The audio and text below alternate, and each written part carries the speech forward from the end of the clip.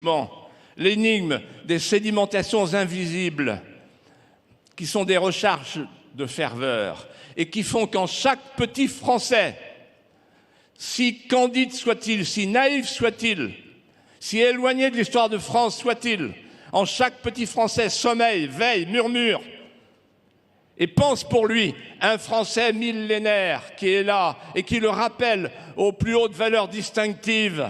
C'est pour ce Français-là, pour ce Français des hautes nefs immémoriales, que j'ai écrit ce livre Populicide et que je vous dis ce soir, oui, il y a une espérance française parce que le Français millénaire ne meurt pas.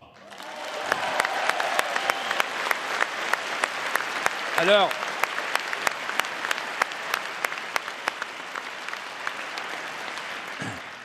quand j'étais jeune, je me suis penché sur l'histoire d'Ernest Lavis, qui, après la défaite de 1870, a dit à ses amis républicains, Jules Quicherat, Michelet et les autres, il faut refaire un roman national. Il faut trouver un fédérateur de substitution. Et on a eu le roman national. Et moi, en mai 68, j'ai vu que le roman national était en train de mourir. Et je me suis dit, je vais refaire un roman national. J'ai refait un roman national sur une petite colline de bois mort, de ruines et d'amnésie, en face d'une ruine piteuse dont j'ai fait une ruine glorieuse. Et ça m'habilite à vous dire ceci. Il faut refranciser la France.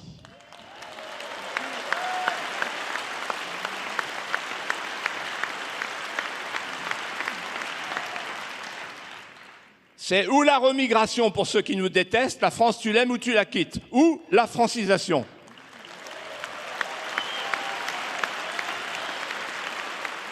On ne peut plus continuer à fabriquer des fils de personnes.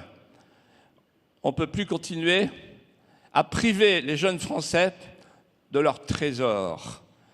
Il faut refaire des petits Français, c'est-à-dire des enracinés, des héritiers, des propriétaires et des voisins. Et il faut refranciser la France, c'est-à-dire refranciser le pouvoir, donc le rapatrier. Le Frexit, il est devant nous. Tant pis pour les âmes sensibles.